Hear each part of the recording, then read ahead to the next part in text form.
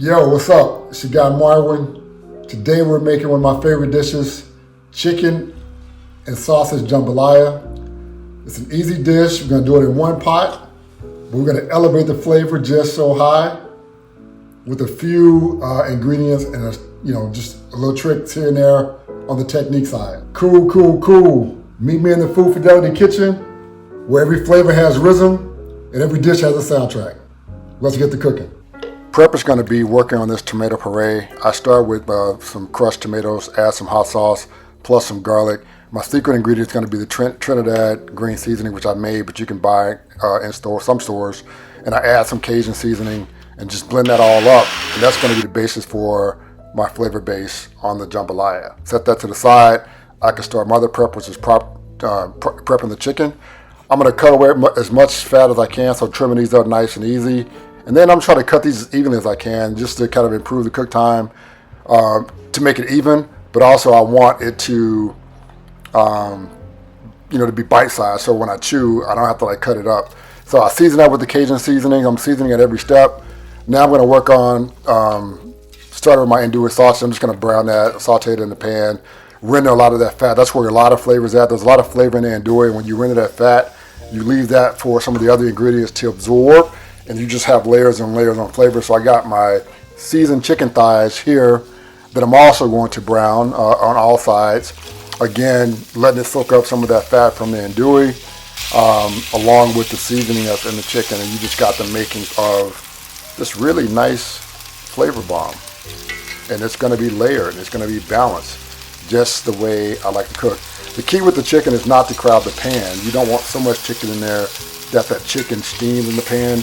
You actually want it to kind of get a little bit of stickiness, to kind of caramelize and just seal in some flavor, intensify things. And so now I'm going to let the chicken and andouille just kind of sit to the side, and I can start working on my holy trinity. That's the onion, celery, and bell peppers. I use a trio of colors because I like the visual. You can use green if you want, but that's just kind of me. The flavor I like is a little sweeter profile too. And then I'm going to bloom those spices. So I add my spices to the heat, along with some of the garlic late to just let the flavors kind of bloom a little bit. And then I'll add my tomato paste, also my tomato puree, and then my Worcestershire sauce. I always joke on that one, so forgive me on the pronunciation. And then, like I said before, I'm going to keep adding that Cajun seasoning throughout at every step because I want that layered flavor effect. So I'm going to let this cook down for about 20 minutes at a simmer. And you can see the sugars in the tomatoes will kind of concentrate along with those spices and some of the other seasonings that I have in there. So after about, a few minutes of cooking, I will add the chicken and the sausage back to the dish. And that's going to be my simmer time. So if you think about the flavor base with the tomatoes and the andouille and the chicken, that's going to simmer a total of about 20 minutes, including, the time that you allow the tomato base to concentrate. Now I'm going to add my rice. The rice, you don't stir the rice a whole lot in this dish, but this is one of those times where you're going to kind of get your stir on. So I'm going to mix it in to that tomato aspect and let it cook for about 5 minutes. But I want a really, really tight mix. I want it mixed thoroughly into the dish. And we're still cooking at a simmer. We don't have the pan cooked that high. Now I'm going to add my stock. This is just kind of store-bought stock. I bought the low sodium. But if you really want to elevate the flavor even more, you can make your own homemade stock and doctor it up however you want. And so now I got my stock in with the rice and the tomato puree. One last mix. Then I'm going to close it down, and then we're going to start to bake this bad boy. So I'm going to bake all together for about 18 to 20 minutes at 350 degrees. So you want to preheat your oven ahead of time.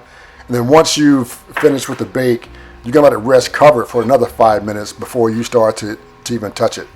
And so now, you take a fork and you're going to give it the whole the fluff game. So literally nothing complicated. You're just going to be sticking the fork in the rice and just fluffing it until you get the texture you want.